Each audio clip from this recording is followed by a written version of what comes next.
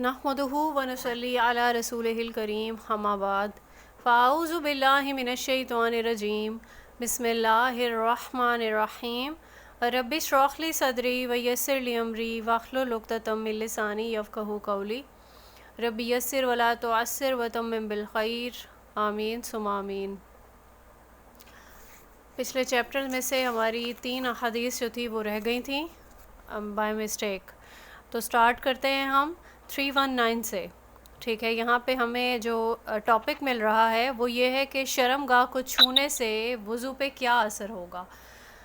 तो यहाँ पे हम देखते हैं हदीस नंबर 319 वअन बुसरता रज़ी अल्लाह तआला अन्हा कालत, हज़रत बुसरा रज़ी अल्लाह तआला अन्हा से ये रिवायत है, उन्होंने फरमाया क़ाला रसूलुल्लाह सल्लल्लाहु अलैहि वसल्लम, रसूलुल्लाह सल्लल्लाहु अलैहि वसल्लम ने फरमाया इज़ा मस्सा अहदुकुम ज़करहु, इज़ा मस्सा जब कोई मस करे, अहदुकुम तुम में से कोई एक, ज़करहु अपने ज़कर को। अब ये जो ज़कर है ये पहले पिछले चैप्टर्स में भी बताया गया था कि ये शर्मगाह को कहते हैं। ठीक है, कोई अपनी शर्मगाह को अगर टच कर लेता है फ़लियतवद्दा, बस वो वज़ू कर ले। ठीक है, यानी कि अगर आपने अपने शर्मगाह को छू लिया है, ठीक है, इसे कहते हैं, यहाँ पे इसकी तौज़ीह में लिखा हुआ है कि जो नंगी हथेली से, मतलब नंगी हथेली मतलब डायरेक्टली आपने छू लिया, तो फिर वो पहले से अगर वो वज़ू से था तो इससे मुराद यही है कि उसका वज़ू टूट गया, दोबारा वो वज़ू करेगा। अब यहाँ पे भी उलमा का इख्तलाफ है।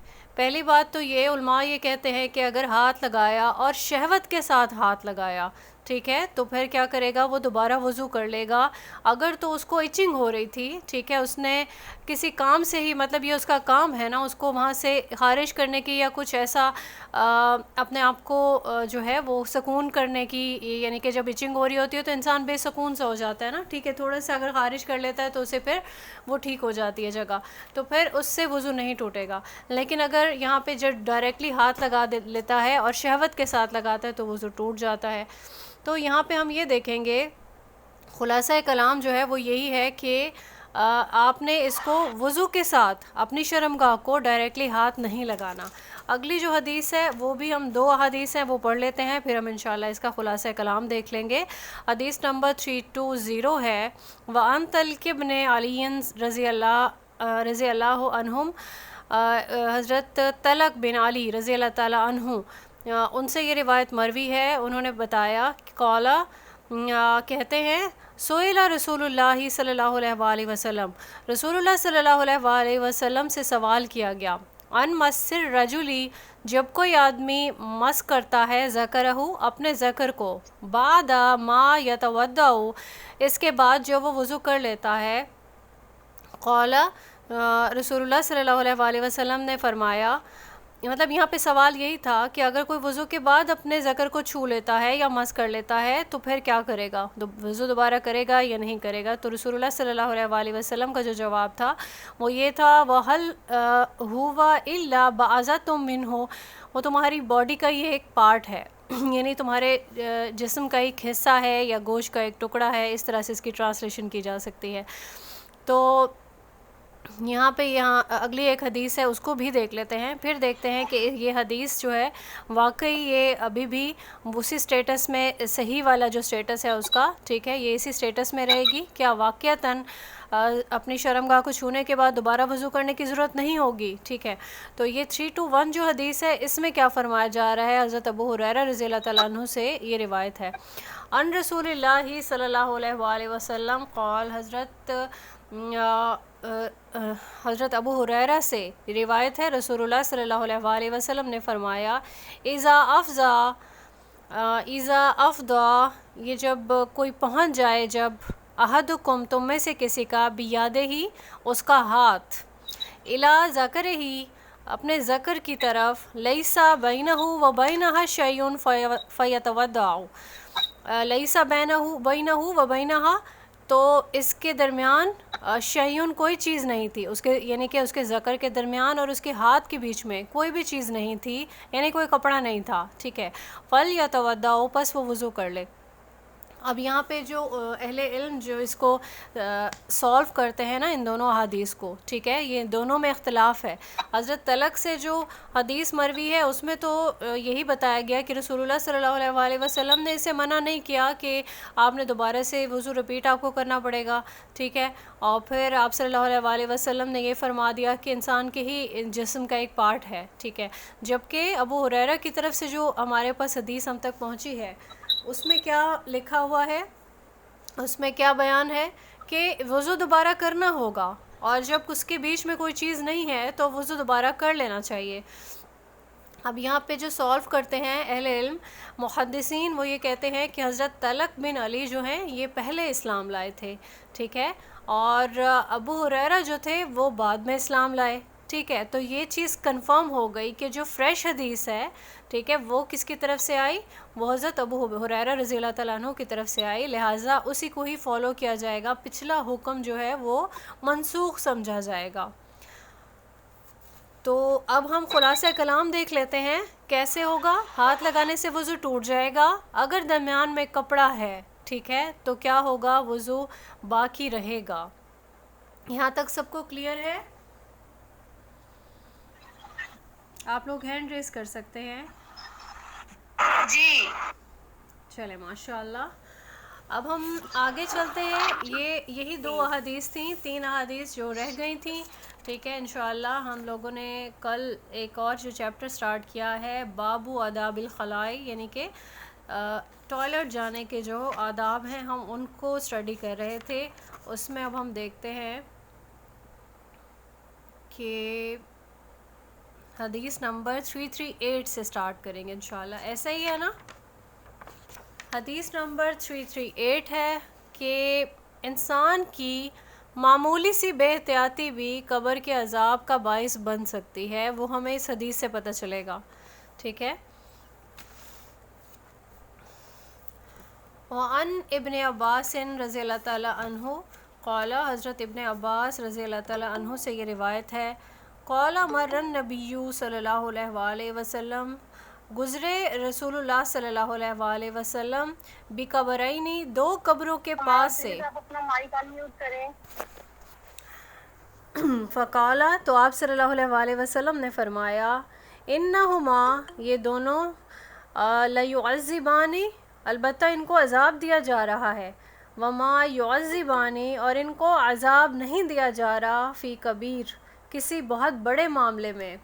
عمیرہ، جی عمیرہ آپ کا مائک میوٹ ہے۔ اچھا، کہاں سے میوٹ ہوا؟ مجھے تو نہیں آئیڈیا ہوا۔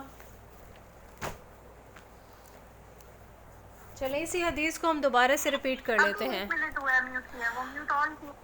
ٹھیک ہے۔ اب اسی حدیث کو ہم دیکھ لیتے ہیں اگین۔ حضرت ابن عباس رضی اللہ تعالیٰ عنہ سے روایت یہ مروی ہے، ٹھیک ہے، مر النبی صلی اللہ علیہ وآلہ وسلم، گزرے نبی مکرم صلی اللہ علیہ وآلہ وسلم، بقبرین، 2 قبروں کے پاس سے، فقالا، تو آپ صلی اللہ علیہ وآلہ وسلم نے فرمایا، انہما، یہ دونوں، لیعذبان، البتہ ان کو عذاب دیا جا رہا ہے، وما یعذبان، ان کو عذاب نہیں دیا جا رہا، ان دونوں کو، فی کبیر، بہت بڑے معاملے میں۔ کیا یہاں تک ہم نے پڑھا؟ جب آپ صلی اللہ علیہ وآلہ وسلم 2 قبروں کے پاس سے گزرے، ٹھیک ہے، تو پھر آپ نے فرمایا یہ دونوں جو قبریں ہیں، ٹھیک ہے، ان کو عذاب دیا جا رہا ہے، اور کسی بہت بڑے معاملے کی وجہ سے عذاب نہیں دیا جا رہا۔ بڑے معاملے ہمارے نزدیک کون سے ہوتے ہیں؟ گناہ کبیرہ ہوتے ہیں نا، ٹھیک ہے۔ تو یہ جو آگے اس میں حدیث میں ہمیں پتہ چلے گا وہ 2 معاملے ایسے کون سے ہیں جن کی وجہ سے ان کو عذاب دیا جا رہا ہے۔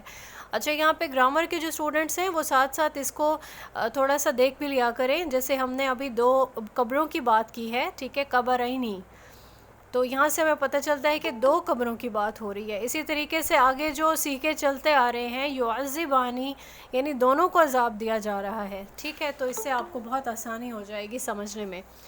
اما احدہما، رہا ان دونوں میں سے ایک، فکانا لا یستتر، تو وہ نہیں بچتا تھا، من البولی، یعنی کہ یورین سے، پیشاب سے، اس کے چھینٹوں سے، ٹھیک ہے، یہ تینوں ٹرانسلیشنز کی جا سکتی ہے۔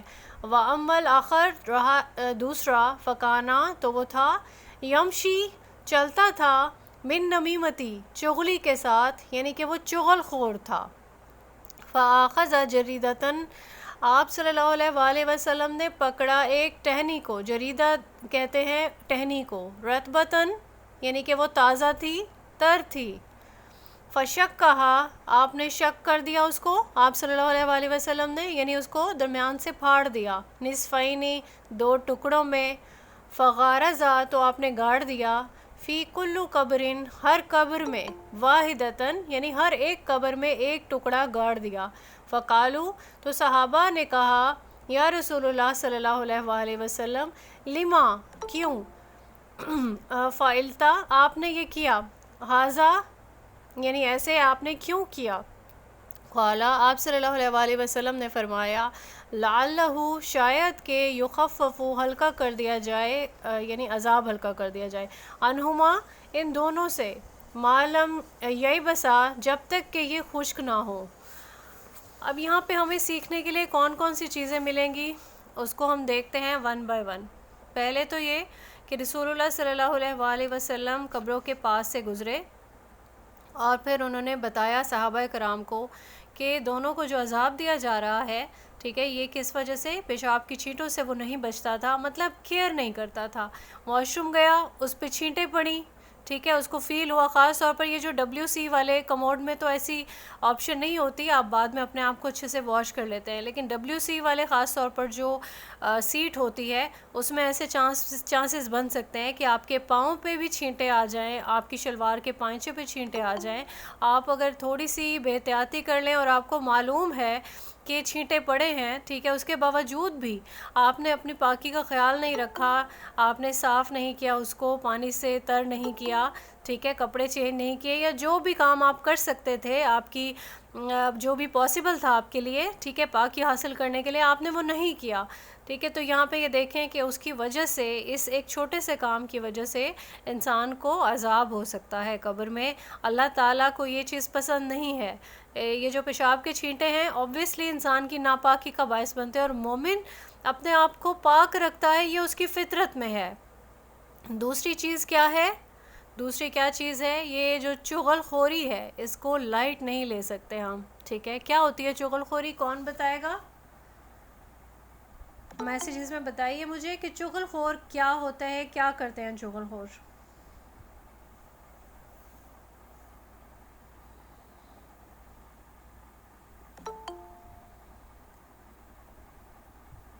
کسی کو بھی نہیں معلوم؟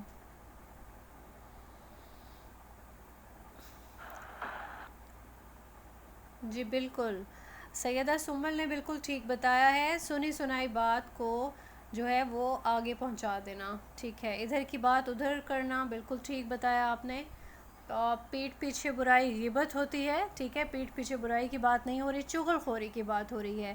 ایک جگہ کی بات سن لی، ٹھیک ہے، پھر دوسری جگہ لگا دی. فرناز بالکل ٹھیک ہے، ماشاءاللہ آپ سب لوگوں کو یہ کانسیپٹ آپ کا کلیئر ہے کہ ایک جگہ آپ بیٹھے کسی بھی محفل میں، وہاں سے آپ نے باتیں سنی، بے شک آپ نے اتنی ہی بات بغیر اضافے کے بھی آگے پہنچا دی کسی دوسرے کو کہ آپ کے بارے میں یہ بات ہو رہی تھی، یا پھر اس کا کنسرن ہے یا نہیں ہے، آپ نے چغلی کر دی، ٹھیک ہے، اس کو چغلی کہیں گے، ادھر کی بات ادھر لگا دینے کو. تو یہ ہمارے دین میں یہ پسند نہیں کیا گیا، ٹھیک ہے. جہاں پہ دیکھیں یہ ایٹیکیٹس ہیں کہ واش روم میں آپ نے کس طریقے سے جانا ہے، اپنی پاکی کا خیال رکھنا ہے، ٹھیک ہے. تو ساتھ ہی رسول اللہ صلی اللہ علیہ وآلہ وسلم نے دوسری قبر کے عذاب کی وجہ بھی بتا دی کہ یہ انسان چغل خور تھا، ادھر کی بات ادھر لگاتا تھا.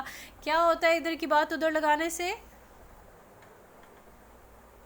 دلوں میں محبتیں ختم ہونے لگتی ہیں، ٹھیک ہے، فساد برپا ہو جاتے ہیں، فیملیز کے آپس میں تعلقات خراب ہو جاتے ہیں، رشتے خراب ہو جاتے ہیں، ٹھیک ہے. دل جو ہے وہ دوسروں کے لیے صاف نہیں رہتا ہے.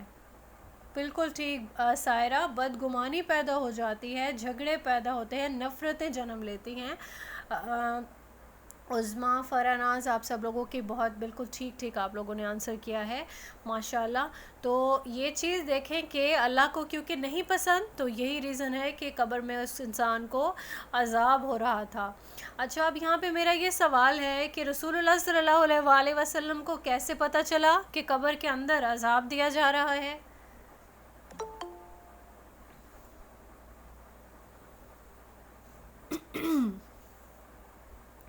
ऑब्वियसली रसूलुल्लाह सल्लल्लाहु अलैहि वसल्लम को पता चला होगा, क्योंकि अल्लाह ताला ने ही मुतला किया होगा वही के ज़रिए से, ठीक है। तो गैब का इल्म तो आप सल्लल्लाहु अलैहि वसल्लम नहीं जानते थे ना, ठीक है।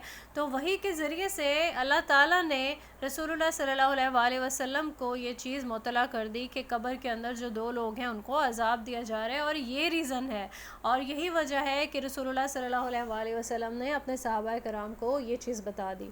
अच्छा, मेरा यहाँ पे दूसरा सवाल है, आप सल्लल्लाहु अलैहि वसल्लम ने एक अमल किया, ठीक है, क्या अमल था? खजूर की एक बिल्कुल तर्ज जो ताज़ा शाख होती है वो ली और फिर उसको दो टुकड़ों में शक किया, फिर उसके बाद हर कब्र पर एक एक टुकड़ा गाड़ दिया, ठीक है। तो रसूलुल्लाह सल्लल्लाहु अलैहि वसल्लम ने इसकी रीज़न भी बता दी कि जब तक ये शाखें सब्ज़ रहेंगी वो सूख नहीं जाएंगी, तब तक इनका मुमकिन है कि इनका अज़ाब कम कर दिया जाएगा।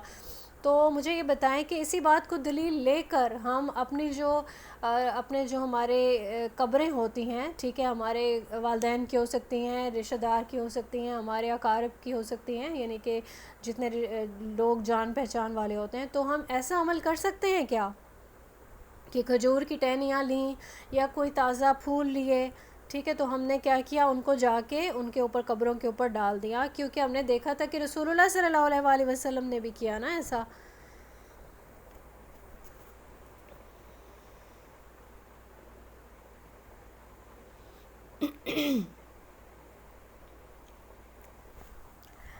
अच्छा, यहाँ पे आप सब लोगों का जवाब ठीक नहीं आ रहा, ठीक है, यानी सब लोगों का जवाब ठीक आ रहा है, कुछ का जवाब ठीक नहीं आ रहा। रसूलुल्लाह सल्लल्लाहु अलैहि वसल्लम को तो अल्लाह ताला ने मुतला फरमा दिया, ठीक है, किस बारे में, कि कब्रों के अंदर जो लोग हैं उनको अज़ाब दिया जा रहा है। क्या अज़ाब की आवाज़ें बाहर आती हैं? ठीक है, नहीं आती ना, कि ऐसा तो नहीं कि हम में से कुछ लोग सुन सकते हैं और कुछ लोग नहीं सुन सकते हो। तो नहीं पता था, रसूलुल्लाह सल्लल्लाहु अलैहि वसल्लम भी कब्र में से आवाज़ नहीं सुन सकते थे, अल्लाह ताला ने क्योंकि उनको बता दिया, तो आप सल्लल्लाहु अलैहि वसल्लम ने इसी वजह से ये वाला अमल किया। आज हम अगर ये जो टहनियाँ, खजूरों के टुकड़े, ठीक है, यानी खजूरों की जो शाखें हैं, वो बेरी की शाखें हैं, फूल है, दालें हैं, ठीक है, हम ये कब्रों पे जो डाल देते हैं, तो इसका क्या मतलब है? क्या हम जानते हैं कि अंदर कब्र वाले को अज़ाब हो रहा है? हम नहीं जानते ना, ठीक है। अगर हम ऐसा कर रहे हैं तो क्या इसका मतलब है कि जाने वाले से हम हुस्न ज़न नहीं रखते? क्या हम ऐसी उम्मीद नहीं रख रहे हैं कि अंदर कब्र वाले को अज़ाब नहीं हो रहा होगा? ठीक है, हम कैसे जान सकते हैं? ये तो गैब का मामला है ना, कि अल्लाह ताला कब्र वाले से राज़ी है या अल्लाह ताला उनसे राज़ी नहीं है। हम ऐसे ही चीज़ें डाल के आ रहे होते हैं, जैसे हमें किसी ने इतला कर दी कि अंदर अज़ाब हो रहा है, तो उस अज़ाब की तख़फ़ीफ़ के लिए दालें डाल दो, फूल डाल दो, ठीक है, टहनियाँ डाल दो। तो ये बिल्कुल भी जो है ये चीज़ हमारे दीन का पार्ट नहीं है। ये जो फूल, दालें और जो चीज़ें ये कब्रों पर डाल देना, ये बिदअत है, ठीक है, ये एक नई चीज़ है जो की जा रही है। वरना कि रसूलुल्लाह सल्लल्लाहु अलैहि वसल्लम के दौर में, असहाबा के दौर में फूल भी थे, खजूरें और दालें सभी कुछ था ना, ठीक है, तो वो कब्रों पे क्यों नहीं डालते थे? ये हमने ख़ुद से ही कोई खराफात बना ली हैं, और फिर उसका एक और भी नतीजा निकल रहा है कि हम जो कब्र के अंदर है, ठीक है, हम उससे हुस्न ज़न भी नहीं रख रहे, हम नहीं समझ रहे कि इसकी बख्शिश की जा रही होगी, या ये बख्श दिया गया होगा, या अल्लाह ताला से हम जो है वो अच्छी उम्मीद नहीं रख रहे, या कुछ भी ऐसा, ठीक है। तो ये सारे काम जो हैं ये इसलिए बिदअत का बाइस हैं, ऐसा नहीं करना चाहिए। आगे चलते हैं। हदीस है 339, जिसमें हमें पता चलेगा कि लानत करने वाले दो काम कौन कौन से हैं। अच्छा, एक इस हदीस के आखिर में एक और चीज़ तशरीह में बुक में ही बता दी गई है, आपके साथ नोट शेयर किए गए होंगे, कि इंसान को एहतियात ये भी करनी चाहिए कि आपने यूरिन पास किया, ठीक है, छींटों से आपने बच गए, लेकिन कभी ऐसा भी होता है कुछ लोगों के साथ कि यूरिन पास करने के बाद इंसान ने जब वो पाकी हासिल कर ली, इस्तंजा कर लिया, तो उसके बावजूद भी बाद में उसके कतरे, कुछ यूरिन के जो ड्रॉप्स हैं वो बाहर आ गए और उसकी बॉडी पे लग गए, ठीक है, या उसके कपड़ों पे लग गए। तो इस चीज़ की एहतियात करनी चाहिए। आपको ज़रूर इस चीज़ को कंफर्म करना चाहिए कि आपने पूरी तरीके से यूरिनेट कर लिया, पूरी तरीके से आपने अपना जो طہارت ہے وہ حاصل کرنے کے بعد آپ شور ہیں کہ آپ پر یہ جو قطرہ ہے کوئی بھی ایسا یورین کا یا پیشاب کا، ٹھیک ہے، وہ آپ پہ لگا نہیں ہے، آپ کے کپڑے بالکل صاف ہیں۔ اور یہ جو غیبت اور جو چغلی ہے، ٹھیک ہے، یہ گناہ کبیرہ میں آتے ہیں، اس سے ہمیں بچنا چاہیے، یہ چیز بھی یہاں بیان کی گئی ہے۔ لعنت والے دو کام کون کون سے ہیں اس کو ہم دیکھتے ہیں۔ وعن ابی ہریرہ رضی اللہ تعالیٰ عنہ قال، حضرت ابو ہریرہ رضی اللہ تعالیٰ عنہ سے مروی ہے یہ حدیث، انہوں نے فرمایا قال رسول اللہ صلی اللہ علیہ وآلہ وسلم، رسول اللہ صلی اللہ علیہ وآلہ وسلم نے فرمایا، اتقو، یہ تقوی سے ہے، ٹھیک ہے، اتقو بچو، العنینی یعنی دو لعنت کرنے والے کام، دو لعنت کرنے والے کاموں سے بچو۔ قالو، صحابہ نے فرمایا یا پوچھا، ومل لعنانی یا رسول اللہ صلی اللہ علیہ وآلہ وسلم، وہ دو لعنت کرنے والے کام کون سے ہیں یا رسول اللہ صلی اللہ علیہ وآلہ وسلم؟ قالا، تو آپ صلی اللہ علیہ وآلہ وسلم نے فرمایا، الذی یتخلی، جو پاخانہ کرے، فی طریقن، راستوں میں، فی طریقن ناسی، لوگوں کے راستے میں، ٹھیک ہے، او فی ظلہم، ظل کس کو کہتے ہیں؟ سائے کو، ٹھیک ہے، یا پھر ان کی سائے دار جگہوں پر جو لوگ پاخانہ کرتے ہیں، ٹھیک ہے، ان کے لیے لعنت ہے۔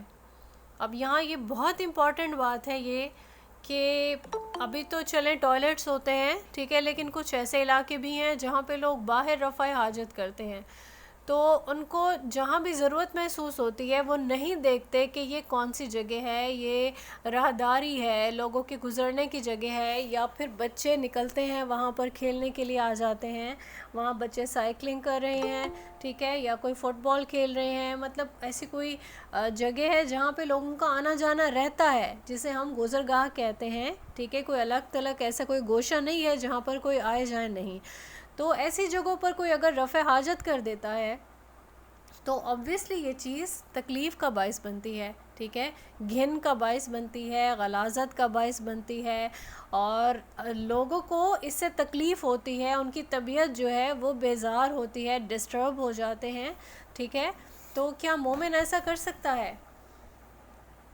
مومن کا تو کام ہے دوسروں کو آرام دے، سکون دے، ان کی تکلیف کو روکے، ٹھیک ہے، تو کوئی بھی مومن ایسا کام نہیں کر سکتا۔ اور اسی طریقے سے سایہ دار جگہیں، جیسے شدید گرمی ہے اور جو کوئی باہر نکلا ہوا ہے تو وہ ڈھونڈ رہا ہوتا ہے ہمیں کوئی درخت کا سایہ مل جائے تاکہ ہم تھوڑی دیر دھوپ سے بچ سکیں، ٹھیک ہے، یا ہمیں آرام کرنے کا موقع مل جائے، یا کوئی دوست اکٹھے ہوئے ہیں، ٹائم ایسا ہے کہ دھوپ کی شدت ہے تو وہ سایہ ڈھونڈ رہے ہوتے ہیں کہ ہم یہاں پہ رک کے اپنی بات مکمل کر لیں۔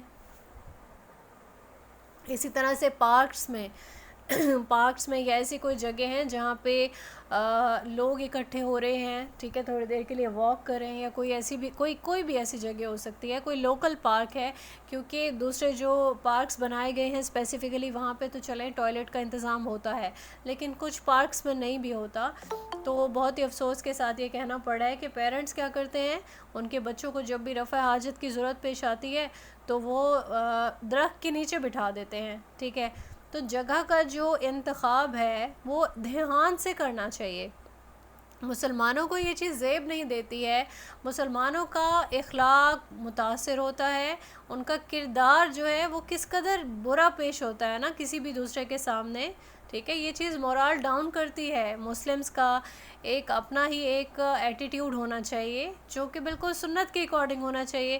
ہم سے ایکسپیکٹ جو کرتے ہیں ارد گرد والے دوسرے لوگ، وہ یہ ایکسپیکٹ کریں گے کہ کوئی مومن، کوئی مسلم ایسا ہوگا کہ وہ دوسروں کی تکلیف کا باعث بن رہا ہو، ٹھیک ہے، تو یہاں پہ یہی وجہ ہے اللہ تعالیٰ نے ان دونوں کاموں کے لیے کیا فرمایا، لعنت کے مستحق ہوں گے ایسے لوگ جو ایسے کام کریں گے۔ اچھا، حدیث ہے 340، اس کی طرف بڑھتے ہیں ہم انشاءاللہ۔ وعن ابی قتادہ رضی اللہ تعالیٰ عنہ قال، حضرت ابی قتادہ رضی اللہ تعالیٰ عنہ سے روایت ہے، انہوں نے کہا قال رسول اللہ صلی اللہ علیہ وآلہ وسلم، رسول اللہ صلی اللہ علیہ وآلہ وسلم نے فرمایا، اذا شربا، جب کوئی پیے، احدکم، تم میں سے کوئی ایک، فلا یتنفس، تو وہ سانس نہ لے، فی الانائے برتن میں، وَإِذَا أَتَى الْخَلَاءَ اور جو کوئی بھی عطا ہوتا ہے آنا، جو کوئی بھی واش روم میں جائے، ٹھیک ہے، واش روم اگر کوئی آتا ہے جب، فَلَا يَمَسُّ پس وہ نہ چھوئے، ذَكَرَهُ اپنے ذکر کو، یعنی اپنی شرمگاہ کو، بِيَمِينِهِ اپنے دائیں ہاتھ سے، وَلَا يَتَمَسَّحُ بِيَمِينِهِ اور نہ ہی مس کرے اپنے دائیں ہاتھ سے، یعنی دائیں ہاتھ سے استنجا نہ کرے. اس کی یہ ٹرانسلیشن بھی ہو سکتی ہے، مس کرنا، ہاتھ لگانا، دائیں ہاتھ نہیں استعمال کرے اپنی شرمگاہ کو چھونے کے لیے یا استنجا کرنے کے لیے. اب یہاں دائیں ہاتھ کی کیا امپورٹنس ہے؟ دائیں ہاتھ کی یہی امپورٹنس ہے کہ رسول اللہ صلی اللہ علیہ وآلہ وسلم اپنا ہر اچھا کام دائیں ہاتھ سے کرتے تھے. تو آپ صلی اللہ علیہ وآلہ وسلم پسند نہیں کرتے تھے کہ کوئی بھی اپنے دائیں ہاتھ سے ایسی کسی بھی چیز کو چھوئے جو کہ غلاظت والی ہو، ٹھیک ہے، یا ناپاک ہو، یا کوئی ایسا کام ہو جو پسندیدہ نہ ہو، ٹھیک ہے. تو وہ دائیں ہاتھ سے آپ صلی اللہ علیہ وآلہ وسلم نہیں کرتے تھے. پہلا حکم جو ہے وہ ہے برتن میں سانس لینے کے بارے میں، ٹھیک ہے. برتن میں سانس لینے سے منع کیا ہے آپ صلی اللہ علیہ وآلہ وسلم. کیا آپ کی آبزرویشن میں آیا ہے کبھی کہ کوئی پانی پی رہا ہے ساتھ ساتھ سانس بھی لے رہا ہے برتن کے اندر؟ کیا کوئی دیکھتا ہے ایسے کسی کو کرتے ہوئے؟ کسی نے دیکھا ہو؟ جی بالکل، بچے بھی کرتے ہیں. بچوں کو تو چلیں سمجھایا جا سکتا ہے، بڑے بھی کرتے ہیں، ٹھیک ہے.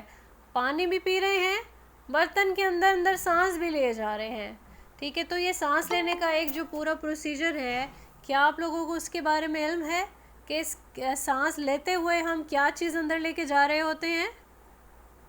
کون بتائے گا؟ سانس لیتے وقت ہم اپنے اندر کیا لے کے جا رہے ہوتے ہیں؟ آکسیجن. ویری گڈ فرح کامران اور سائرہ بلال، شگفتہ سجاد، فرح ناز، ماشاءاللہ. آکسیجن اندر لے کے جا رہے ہوتے ہیں. اور باہر کون سی گیس آ رہی ہوتی ہے؟ سانس سے جو ہم باہر نکال رہے ہوتے ہیں، ہمارے لنگس کے اندر آکسیجن کنزیوم ہوتی ہے، تو وہ گیس چینج ہو کے باہر آتی ہے، وہ کون سی ہوتی ہے؟ ویری گڈ، کاربن ڈائی آکسائڈ. فرح، شمسہ، آپ سبھی لوگوں کے ماشاءاللہ جتنے بھی آپ لوگ بھیج رہے ہیں ریپلائز بالکل ٹھیک ہیں. کاربن ڈائی آکسائڈ. تو کیا کاربن ڈائی آکسائڈ ایک بڑی فرینڈلی گیس ہے، ٹھیک ہے، یا پھر ڈینجرس ہے؟ ڈینجرس ہے، ہارمفل ہے، ٹھیک ہے، خطرناک ہے. اگر کوئی اس کو انہیل کرتا ہے تو اس کے لیے ہارمفل ہے. اب بڑے منع کر رہے ہوتے ہیں نا کہ درختوں کے نیچے نہیں بیٹھو، تو یہ چیز ہمیں سنت سے بھی یہی پتہ چلتی ہے کہ رات کے ٹائم کوئی بھی درخت کے نیچے نہیں سوئے، ٹھیک ہے، کیونکہ جو کاربن ڈائی آکسائڈ ہے وہ ان پلانٹس میں سے نکل رہی ہوتی ہے اس ٹائم پر، ٹھیک ہے. تو اسی لیے ہم لوگ رات کے ٹائم نہیں سو سکتے ہیں درخت کے نیچے. تو ابھی یہاں پہ یہ دیکھتے ہیں ہم کہ سانس لینے والا اگر گلاس میں ہی اپنا جو کاربن ڈائی آکسائڈ ہے وہ ایکسہیل کر رہا ہے، ٹھیک ہے، تو اس کا مطلب ہے کہ وہ دوسرا کوئی اگر اس گلاس کو استعمال کرنا چاہتا ہے، اسے کیسا لگے گا اگر وہ دیکھ رہا ہے کہ یہ اسی پانی میں، اسی برتن میں وہ سانس بھی لے رہا ہے، ٹھیک ہے. وہ نہیں کر پائے گا نا اس کو استعمال. تو شریعت میں پانی پینے کے بھی ہمیں آداب بتائے ہیں، ٹھیک ہے. 3 سانسوں میں ہم نے پینا ہے، سبحان اللہ، الحمدللہ اور بسم اللہ سے ہم نے اسٹارٹ کیا، ٹھیک ہے. تو یہ جو سنت ہے، اسی لیے ہم کہتے ہیں کہ شریعت میں ہمارے لیے خیر ہی خیر ہے. اب چھوٹی سی ایک بات ہے، اکثر ہم اس کو اگنور کرتے ہیں، ٹھیک ہے، مطلب اکثر ہی ہم یہ والا کام چھوٹا سمجھ کر نہیں کر رہے ہوتے.